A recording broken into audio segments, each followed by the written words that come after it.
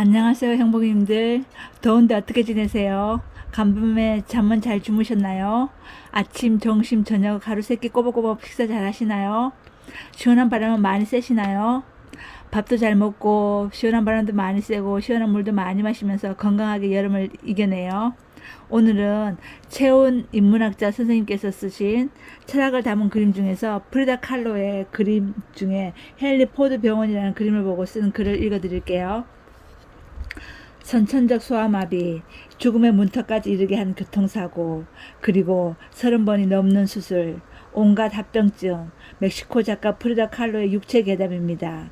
게다가 그녀가 사랑했던 멕시코의 스타 작가 디에고 리베라와의 만남과 이별, 임신과 유산이라는 스토리까지 더해지면 가히 그녀의 삶은 상처받은 자의 최고 전형 탑 오브 더 탑이라고 할 만합니다. 아마도 그런 이유 때문에 그녀의 작품이 더욱더 대중들의 마음을 사로잡는지도 모르죠.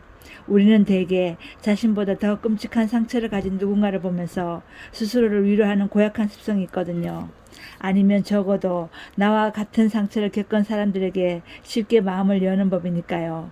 하지만 프리다 칼로의 작품은 개인의 상처를 넘어서 자신이 속한 사회의 문제들을 온몸으로 끌어안습니다.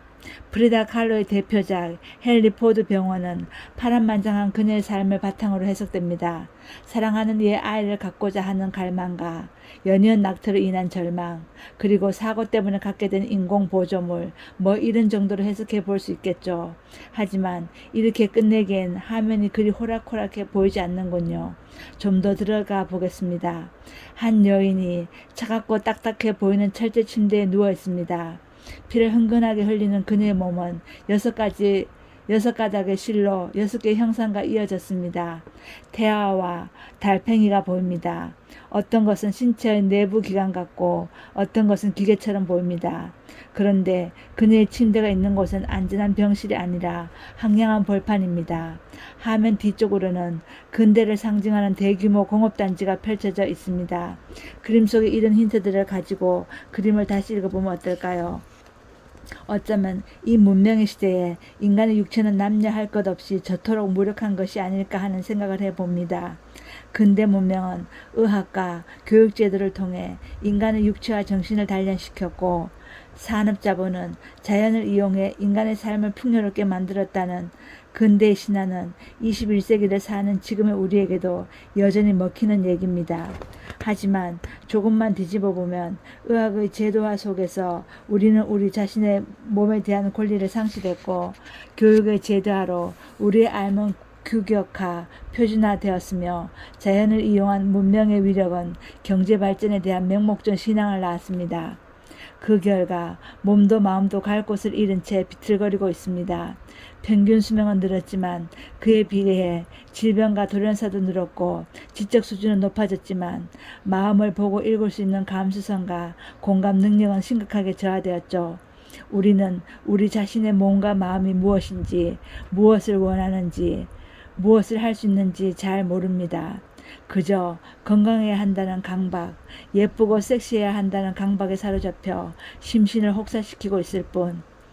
프리다 칼로는 끔찍한 육체 잔혹상을 경험함으로써 자신의 육체가 노인자리를 사유합니다.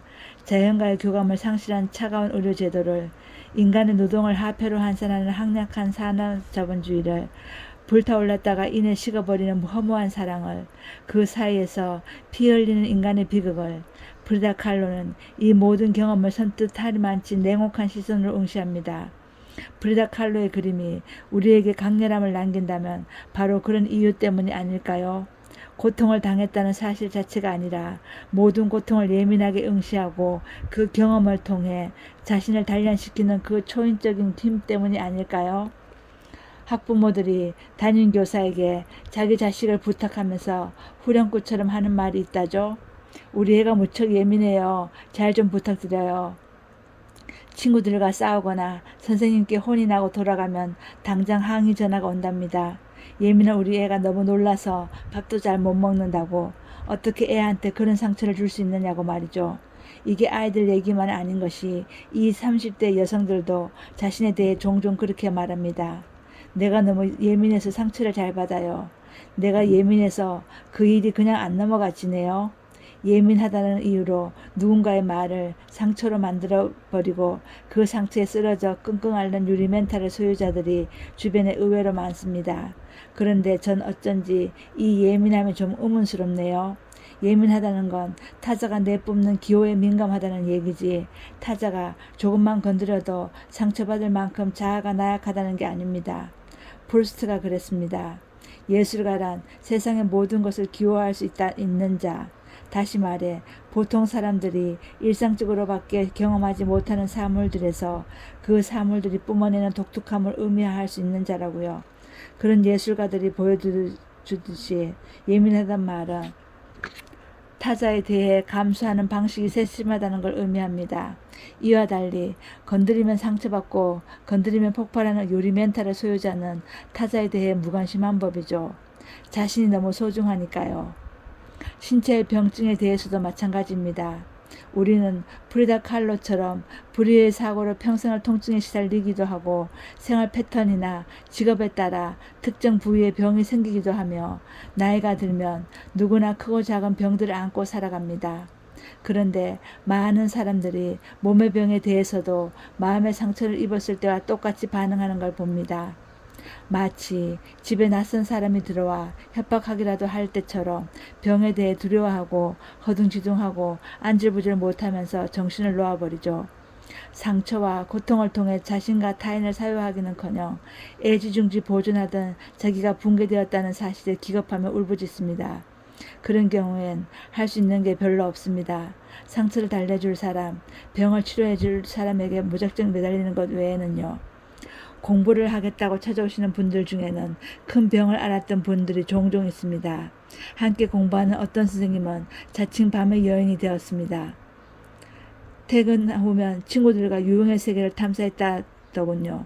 다행히 미모도 따라줘서 주변에 늘 사람들이 모였고 술과 노래로 넘실대는 유흥의 세계를 전전했다고 합니다. 그런데 그만 덜컥 암 선고를 받았습니다.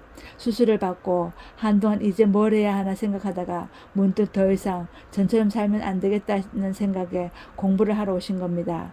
함께 공부하는 동료들 중 누구도 그분에게서 활력이나 유흥이라는 단어를 떠올릴 수 없을 정도로 지금 그 선생님은 다른 사람이 되셨지요.